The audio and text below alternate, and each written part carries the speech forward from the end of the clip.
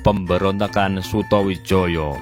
Sutawijaya adalah putra Ki Ageng Pemanahan yang juga menjadi anak angkat Hadiwijaya. Sepeninggal ayahnya tahun 1575, Sutawijaya menjadi penguasa baru di Mataram dan diberi hak untuk tidak menghadap selama setahun penuh.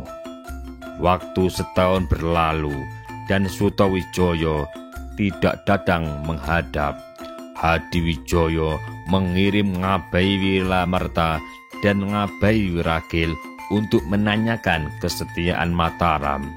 Mereka menemukan Sutawijaya bersikap kurang sopan dan terkesan ingin memberontak. Namun kedua pejabat senior itu pandai menenangkan Hadiwijaya melalui laporan mereka yang disampaikan secara halus. Tahun demi tahun berlalu, Hadiwijaya mendengar kemajuan Mataram semakin pesat. Ia pun kembali mengirim utusan untuk menyelidiki kesetiaan Sutawijaya.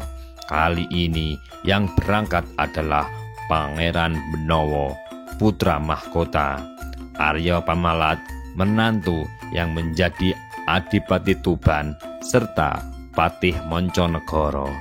Ketiganya dijamu dengan pesta oleh Sutawijaya.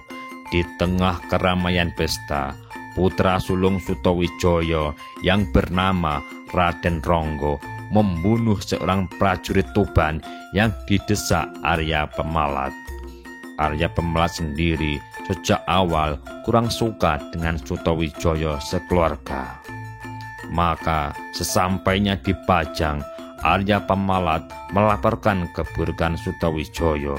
Sedangkan Pangeran Benowo menjelaskan kalau peristiwa pembunuhan tersebut hanya kecelakaan saja.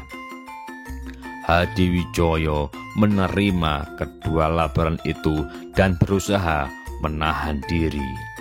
Pada tahun 1582, seorang keponakan Sutawijaya yang tinggal di Pajang bernama Raden Pabelan dihukum mati karena berani menyusup ke dalam keputrian menemui Ratu Sekar Kedaton atau putri bungsu Hadiwijaya.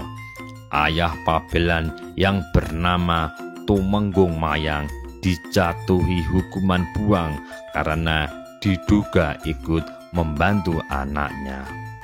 Ibu Raden Pabelan yang merupakan adik perempuan Sutawijaya meminta bantuan ke Mataram. Sutawijaya pun mengirim utusan untuk merebut Tumenggung Mayang dalam perjalanan pembuangannya ke Semarang. Perbuatan Sutawijaya itu menjadi alasan Hadiwijaya untuk menyerang Mataram. Perang antara kedua pihak pun meletus. Pasukan Pajang bermarkas di Prambanan dengan jumlah lebih banyak, namun menderita kekalahan.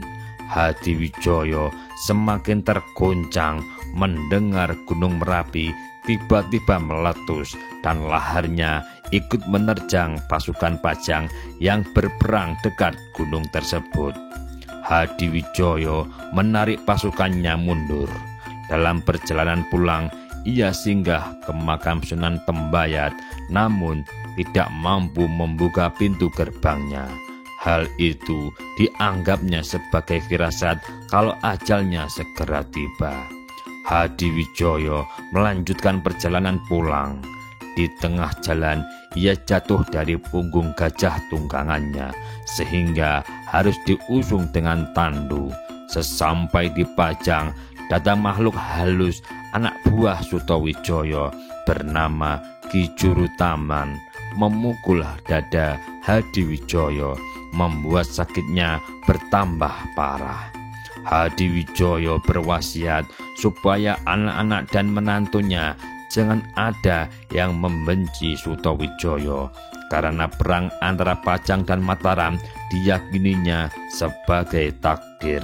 Selain itu, Sutowijoyo sendiri adalah anak angkat Hadiwijoyo yang dianggapnya sebagai putra tertua.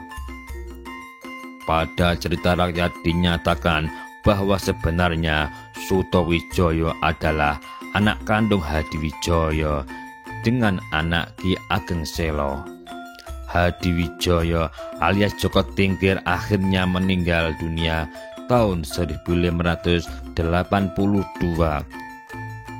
Ia dimakamkan di Desa Butuh, yaitu kampung halaman ibu kandungnya. Hadiwijoyo memiliki beberapa orang anak.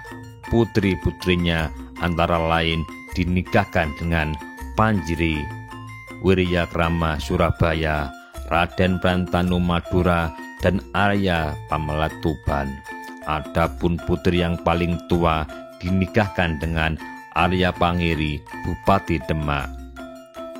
Arya Pangiri sebenarnya adalah anak Raja Demak Sunan Prawoto yang seharusnya memang Arya Pangiri sebagai penerus garis suksesi Sultan Demak dahulu.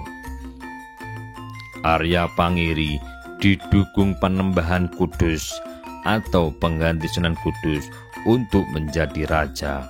Pangeran Benowo sang putra mahkota disingkirkan menjadi Bupati Jipang. Arya Pangiri pun menjadi raja baru di Pajang dengan nama tahta Ngawanti Pura.